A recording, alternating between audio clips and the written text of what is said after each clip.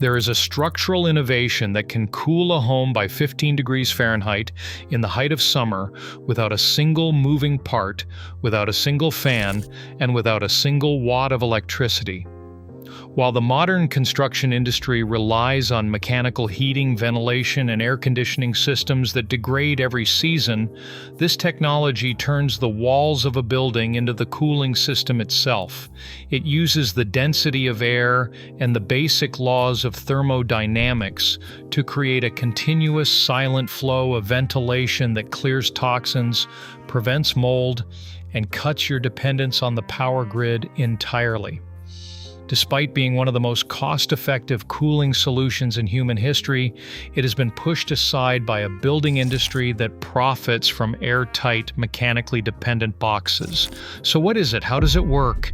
And why does almost nobody know about it? Where it came from? The solar chimney was never an architectural preference, it was a survival necessity. 3,000 years ago, architects in the ancient Persian city of Yazd faced a biological problem. How do you keep a city habitable when the ambient temperature regularly exceeds 113 degrees Fahrenheit? They had no electricity, no chemical refrigerants, and no mechanical systems of any kind. What they had was a precise understanding of how air behaves under heat. Their answer was the Badgir, a vertical masonry tower that functioned as the world's first solar thermal engine. The sun heated the top of the tower while the interior courtyard remained shaded and cool.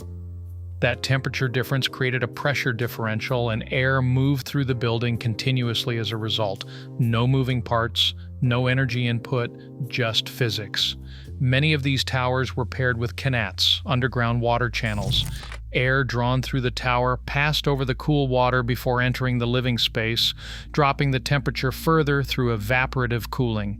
The result was a home that stayed comfortable while the desert outside exceeded 110 degrees. By the 19th century, the British Empire had encountered these systems across India and Africa and had integrated them into colonial hospitals and military barracks.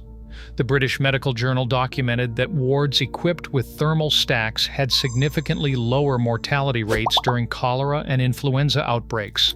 The reason was not medicine, it was physics. The stacks provided a continuous atmospheric flush, removing the pathogens and moisture that thrive in stagnant air. How it works.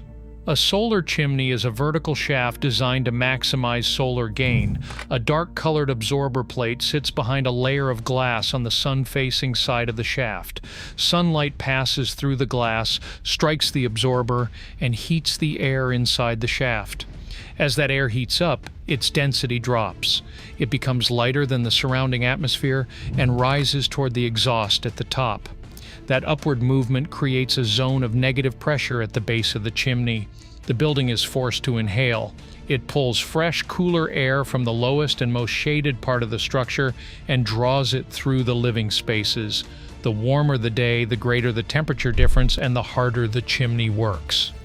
On a 100-degree afternoon, when a conventional air conditioning unit is drawing maximum current and struggling to keep up, the solar chimney is at its most powerful, moving thousands of cubic feet of air per hour with zero mechanical input. In winter, a bypass damper changes the mode entirely, close the exterior exhaust, and open the interior return vent, so the rising hot air is no longer dumped outside. It circulates back into the building's thermal mass. The cooling tower becomes a solar heater.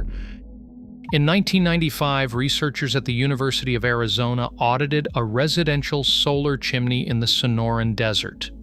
The system maintained an indoor temperature of 75 degrees Fahrenheit, while the outside air sat at 106 degrees Fahrenheit. That is a 17-degree reduction, achieved using nothing but the weight of the atmosphere and the heat of the sun. The air quality data is equally compelling. The EPA estimates that indoor air is often 2 to 5 times more polluted than outdoor air. In a modern airtight home, a standard HVAC system recirculates mostly the same air, providing less than half an air change per hour of fresh air. This leads to the buildup of volatile organic compounds, carbon dioxide, and moisture, the conditions that produce what builders call sick building. A solar chimney provides 8 to 12 air changes per hour of completely fresh air.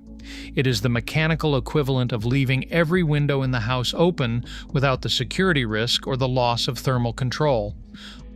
On carbon, the comparison is not close. Manufacturing, installing, and operating a standard 3-ton central air conditioning system over its 15-year lifespan carries an embodied carbon debt of approximately 25 tons of carbon dioxide. A solar chimney built from masonry, recycled aluminum, and glass has a carbon payback period of less than 6 months. After that, the operating cost is zero. A University of Nottingham study found that buildings using solar chimneys reduced their total cooling energy consumption by up to 75%. Why nobody told you? The modern building industry is built on standardization. It is easier for a developer to build a thin-walled box and hand off a $5,000 HVAC contract than to integrate a passive system that requires genuine architectural knowledge. The result is a plug-and-play approach to construction that benefits every contractor in the chain and the homeowner last. Utility companies and mechanical cooling manufacturers have no incentive to promote a technology that never breaks, never needs a filter change, and never sends a monthly bill. The regulatory system finishes the job. The International Residential Code is written entirely around mechanical inputs and ASHRAE ventilation standards. A solar chimney is passive, its performance varies with sunlight, and it has no UL listing or Energy Star rating because it is not a product. It is an architectural feature. Most local building inspectors will require a mechanical backup system regardless, effectively doubling the cost and forcing the homeowner to buy a machine they do not need. We are told that active systems with compressors and refrigerants are modern and passive systems are primitive. But the machine is the primitive solution. It relies on brute force, high energy, and moving parts designed to wear out. The chimney relies on a permanent understanding of the laws of physics. It does not degrade, it does not break, it does not send a bill. A 3,000-year-old answer to a 21st century problem.